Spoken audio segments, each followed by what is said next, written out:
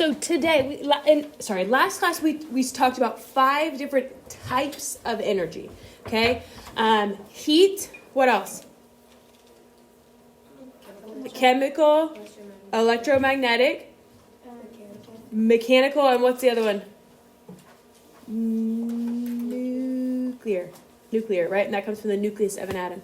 So we talked about the 5 different types of energy and how they change from one another. What's it called when one type of energy changes to another type of energy? It's called an energy transfer. Okay, yes, or conversion, right? Energy transfer or energy conversion when we change from one type to the next. In our homework assignment on CK12, did that go okay? Looking at those energy transfers?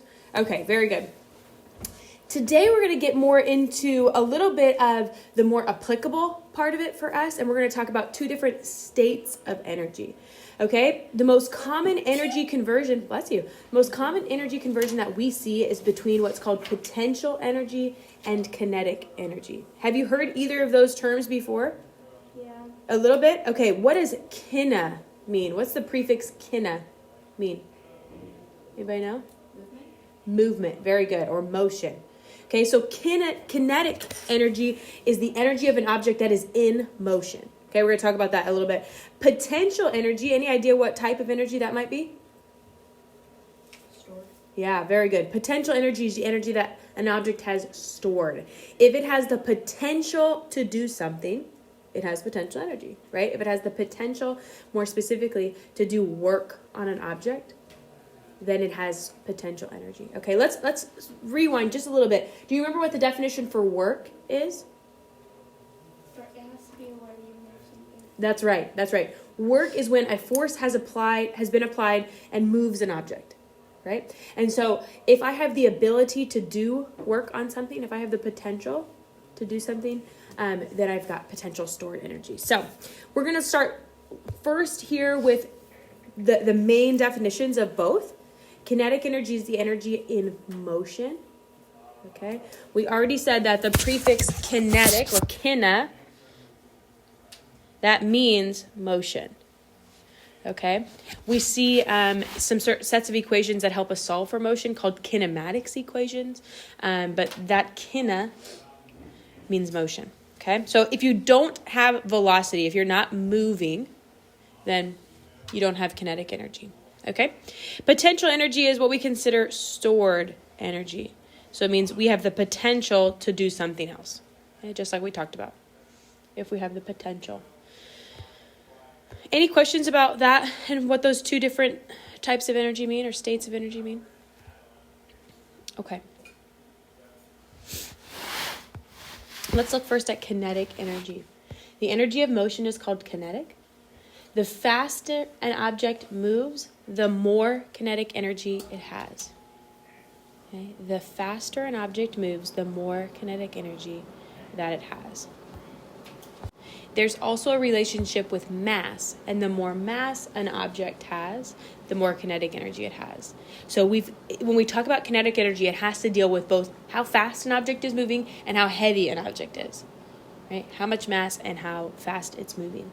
Okay, deal with the amount of kinetic energy it has. Okay, so it depends on both mass and velocity. Have you heard the term velocity before? We have not really used that exclusively in here. Do you know what velocity is? For our terms, we can use it interchangeably with speed. It's really just how fast something is going. Okay, velocity is usually measured in meters per second in the metric system. Okay, in the U.S. system, we might measure it in miles per hour, right? But meters per second is how it's measured in the metric system. Okay, so that's velocity. Mass, do you know what we usually measure mass in? Kilograms, very good. Okay, kilograms, not grams. Right, U.S. system, what would we measure mass in? Pounds, right? But we're going to measure it in kilograms because in science, we almost always deal in metric units. Okay, not almost, we always deal in metric units. Okay? All right, very good. So let's think about this question. Is it more difficult to get a big object moving or a small object moving? What do you think? Is it more difficult to get, let's say 2 objects are sitting on the ground still, and I got to push them to get them started. Which one's more difficult? The big one. Why is that? It has more mass, okay? And like Annabelle, remember the other day when you were talking about inertia? Okay, so if I have a big object that's sitting still, okay, Newton has a law that's called the law of inertia. And inertia says that an object wants to resist change. An object at rest will stay at rest. An object in motion will stay in motion. Have you heard that kind of catchphrase before? An object at rest will stay at rest. An object in motion will stay in motion. And so if I have a big object, that means it really wants to stay at rest, right? If I have a small object, it's going to be easier to get that object started because it weighs less, right? There's less forces interacting on it. And so it's easier to get started. Okay? Is it harder to stop a big object or a small object? Let's say rocks are rolling down a hill, right? One's a boulder, one's a little tiny rock. Which one's harder for me to get stopped? The boulder, right? It's the same exact premise. So it's going to resist change. So the more mass an object has and the faster it's moving, the more it's going to resist that change. Okay? So big objects are difficult to get started and to get stopped. Small objects, you can do that a little bit more flexible. Okay?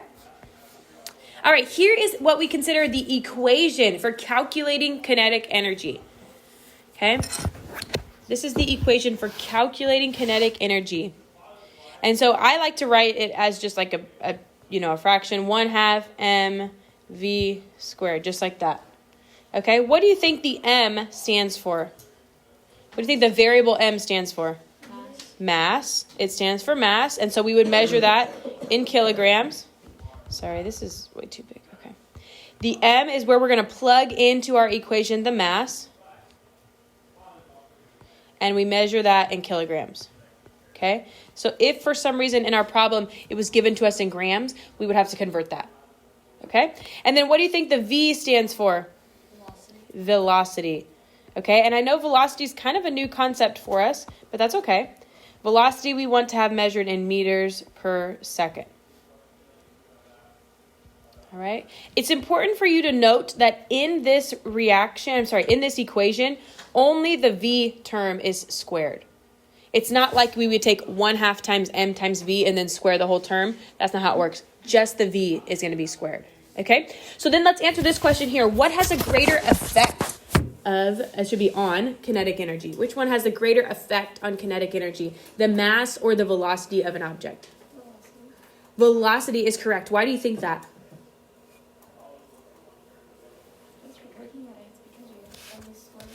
That's right. That's exactly right. Right. We're having to put in the squared amount of velocity, not just the velocity itself. So because we see this square value, the velocity of an object has a greater effect on its kinetic energy. Okay. So how fast it's moving really does have an impact on how much energy it has.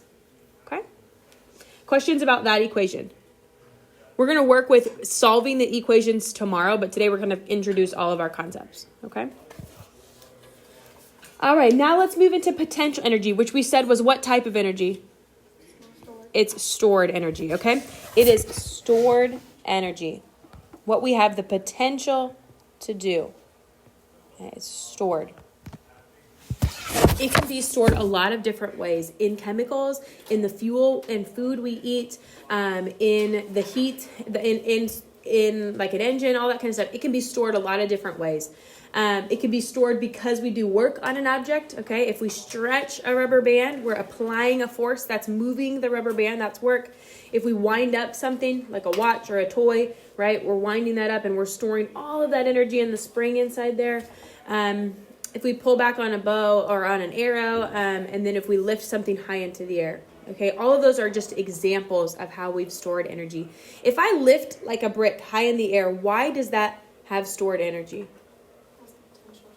That's exactly right. It has the potential to fall, right? And so if I have the brick and I have a nail on the ground and it hits that nail, what's it going to do? It's going to drive that nail farther into the ground, agreed? Right? It's going to move that object, and that would be causing work to be done, okay? So it's got potential. The higher you lift something off the ground, the more potential energy it has. Okay? All right, so that is considered gravitational potential energy. When we lift things high into the air and they have the potential to fall, that is called gravitational potential energy. Okay? If an object could fall, bless you, and do work on another object, it has gravitational potential energy. Okay, I don't know, this auto-corrected me. I like it to be both capital letters and then a little G at the bottom. Why do you think there's a little G labeling that type of potential energy? What do you think the G stands for? Gravity. That's right. It's potential energy due to gravity, right? That's what the little G means, because we're going to look at two types of potential energy. So this is considered potential energy due to gravity. And it's any time an object could fall and do work on another object. So anytime we have an object that's off the ground or high above something, it has potential energy. Right, we're going to work through a couple different examples of this, but it has potential energy if it's above the ground. Oops, sorry. If I stand on a 3-meter diving board, I have 3 times the potential energy than if I was standing on a 1-meter tall diving board. Does that part make sense? Okay, so let's say that I'm at 1 meters. Okay, this is my 1-meter diving board. Here's the water. There's the water. Oh, my 1 meter is not very far off the ground. Sorry.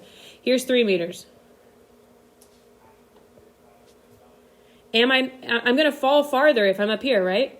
And the longer I'm in the air falling, the more energy I have, right? The more speed I'm picking up. Because as things free fall through the air, they are speeding up as they fall, right? So as I transfer that energy from potential to kinetic, I'll have a greater ability to do work on that object if I were going to hit something when I fall. Okay? But here, I'm not in the air for that long. I still have potential energy, just not quite as much. Okay? So the higher you are off the ground, the more potential energy you have. Okay? The bigger they are, the harder they fall is not just a saying, right? It's actually true. Objects with more mass also have a greater potential energy. The equation that we use to find potential energy is potential energy equals m times g times h. Okay? M is the mass of the object. It's measured in kilograms. G is a new concept for us called the acceleration due to gravity. Have you heard that before? Acceleration due to gravity on Earth is 9.8 meters per second squared. I want you to write that behind your 9.8 there. The unit for gravity is 9.8 meters per second squared. Have you heard that number before? Yes, no, not really. Okay, so what that's saying, I'm going to give you a basic definition for what gravity is. Okay? So let's say I drop something. After 1 second, it's traveling 9.8 meters per second. After 2 seconds, it's now traveling 19.6 meters per second. After 3 seconds, it's falling. It's now traveling 27.6 meters per second, or whatever that number is, right? It gets sped up as it falls, right? That's what acceleration is. It means I'm getting faster and faster and faster and faster. And so the rate at which things fall is called the acceleration due to gravity, right? So as it's free falling, it's getting faster and faster and faster and faster as it falls through the air. It doesn't fall at a constant speed. It speeds up as it gets closer to the ground. Does that part kind of make sense? So that value that's been determined for gravity on Earth is 9.8. Okay? And then h is going to be the height of my object, and I want that to be measured in meters. Okay. Did we talk about, I know we talked about the other day, what is the unit for energy and also work? Remember what it is? Joules. Okay, so we should have been saying that as we go along. Potential energy is measured in joules, and so is kinetic energy. Kinetic energy is also measured in joules, so if you want to backtrack to your slides to label that as well, you can, but that's kind of up to you. Okay, so all energy is in joules. We've got to have mass in kilograms, gravity in meters per second squared, and our height in meters. Okay. So the second type of potential energy is called elastic potential energy, and I want you to even maybe right next to elastic, put spring. Okay? Because elastic potential energy is basically the energy that's stored in springs. You know what I'm talking about when I say springs? The coils, right? The energy that's stored in anything that stretches is called elastic or spring potential energy, okay? Anything that stretches, bounces, I don't know, anything with a coil, all of those things have elastic potential energy, okay? Because when I compress the spring, do you know what compress means? When I squish it, right? When I compress that spring down, what happens if I let go? It bounces, right? And I'm going to draw it even a little bit out for you, okay? So if I have a spring that is compressed, okay, we're going to say that it's compressed to there. When I let it go, it's going to stretch farther than normal, right? It's going to even stretch past its normal point, and then it will bounce back, right? It's going to go, let's say it's compressed 4 centimeters. When I let it go, it's going to go 4 centimeters to the other side, and then it will reach back to its equilibrium point, right? It's going to go back, and now it's at rest, right? And it might do that a couple times really before it comes to rest. But all of that bouncing back and forth is due to the energy that we stored in it when we compressed it. Okay, so if we compress it 10 centimeters, that means theoretically it's going to go 10 centimeters past its original length and bounce back and forth until it reaches its equilibrium again. Okay, does that kind of make sense? All right. Energy stored due to the compression or stretching of an object is called spring potential energy or elastic potential energy. I like to represent it with a little S down here to remind me that it's a spring, it's not gravitational. And here's our equation for that. 1/2 kx squared. 1/2 kx squared.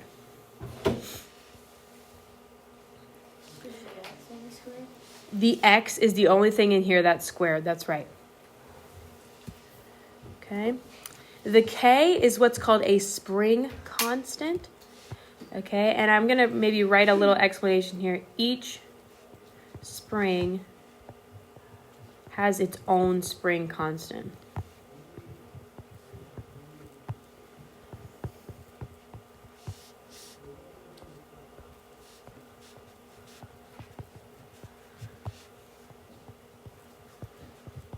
Okay, so even though it's called a constant, unfortunately it's not. It's not a number that you memorize and you use every time, like 9.8, okay? But a spring constant is a value that's been given to a spring to basically tell how springy it is, right? Okay, do you know what a slinky is? Remember a slinky? Little tiny, bouncy little spring, right? Actually, it's not tiny, it's pretty big. Okay, slinkies would have a really low spring constant. Okay, but the springs that are in your car to keep it from bouncing too much, those would have an extremely high spring constant because they don't move a lot, right? So springs that are really stiff and that really take a lot to stretch or compress would have a high spring constant. Springs that are really bouncy and easy to move one way or the other have a very low spring constant. That kind of makes sense? Okay. And when I say very high, very low, the numbers are kind of all over the place, but we won't have like decimals of spring constants. Usually our spring constants are 50 is low and 3,000 or 4,000 is high, right? So that's kind of the range we're looking at, but it could be all over the place. I don't know. All right. X is the distance the object has been stretched or compressed, and we are going to have that in meters.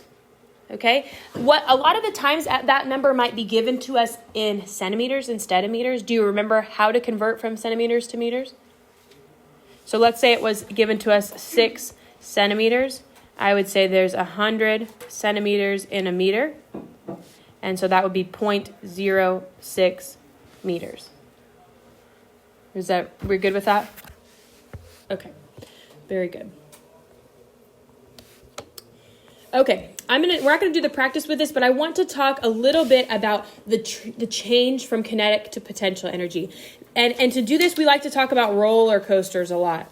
Okay? How many people are roller coaster people? Not me. Never. Ever. No, thank you. Not roller coaster people. Not my people. Okay? Not for me. I'm the hold the bag at the bottom type of people. You know what I'm saying? That's my style. Okay? But this chapter uses roller coasters a lot to show kinetic and potential energy. So let's talk about roller coasters. When we get right? Here, at this point of the roller coaster, you go tick, tick, tick, tick, tick, tick, tick, tick, tick, tick, tick, right? Don't they always slowly inch you up to the top? Yes? Okay. So that is you gaining potential energy, right? You're getting farther and farther, farther off the ground. So when we get to this point, you always take a little pause, don't you? Before plummeting. So this would be a situation in which we have all potential energy, right? We're at a rest, but we're really high off the ground. Agreed? As we roll down, the thing that is happening here is that our potential energy is becoming transferred to kinetic energy, right? Because we are now in motion. And so if you have any sort of velocity, you have kinetic energy, right? So at this point here, we've got our potential energy greater than our kinetic energy, right? Because we're still pretty high off the ground and we're not going that fast, right? As we get here, that's almost halfway. So our potential energy could be equal to our kinetic energy, right? As we get down closer to the bottom, our kinetic energy is probably greater than our potential energy, right? Because we're going pretty fast by this point and we're not that high off the ground anymore. And so down at the very bottom right here, what type of energy do you think you have? All kinetic. Okay, do you see how that kind of works? Think of it as like a pie chart, right? You only have so much energy. And at the beginning, it's all potential. But as you dive, right, that pie starts becoming more and more and more kinetic, right? And by the time you get to the bottom, you don't have the potential to fall anymore, right? Assuming that that's kind of our ground level. You don't have the potential to go down anymore. So you're now at all kinetic, okay? So let's say you had 1,000 joules of energy stored, right? By the time you get down here, you've got still that same 1,000 joules of energy, but it's kinetic, okay? Because energy is not lost or made, okay? Let's write out on your sheet, because I didn't put this in there, but I want to write out the law of conservation of energy. Law of conservation of energy. Does that sound familiar? But we looked last time at the law of conservation of mass, didn't we? When we balanced equations. So the law of conservation of energy says energy isn't what or what? Yeah, created or destroyed. Okay? Energy is not created or destroyed, which means the energy, if we're talking big picture here, the energy in the total universe is one amount, right? There is one set amount of energy in the universe, but it's constantly changing forms, okay? So as my roller coaster gains energy up here, let's say it has 1,000. Here it could be 800, 200, right? I'm just making up these numbers. Here it could be 500, 500. Here it could be 800, 200, right? But it's still, in combination, has 1,000 joules of energy as it travels. Right? It's changing from potential to kinetic, but it's still the sum of those things remains at 1,000. And that is the law of conservation of energy, right? That it is not created or destroyed. So I want you to tell me what happens when I'm here, right? My roller coaster is gone, woo, and back up. What type of energy do I have there? Okay. Am I still in motion though? Yeah. Yes. So at this point, I have both potential and kinetic because I'm not back to my highest point yet, right? I'm still in motion and I'm not back to my highest point. So if I were to get all the way back up to my highest point, way up here, I would be back to having only potential. But I'm not back to my highest point, so I've got both potential and kinetic anywhere along the middle. Okay, so if you're anywhere in between the very top and the very bottom, you're going to have both types of energy. Okay? What questions do we have about that? Let's look at one more. Let's say I'm standing on a cliff and I throw this ball off the cliff. Okay? At this point, right up here, what type of energy do I have? All potential. What about in here? What types do I have? I've got both. Which one do you think I have more of?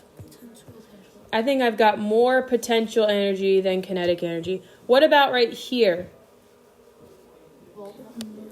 I've still got both, but which do I have more of? Kinetic energy is greater than potential. And then what about right here? What do I have? All kinetic. Okay, how do we feel about that kind of sliding scale between kinetic and potential energy? We feel pretty good about that? Okay, is this stuff that you've heard before, or is most of this kind of new? Pretty new? All right, very good, very good.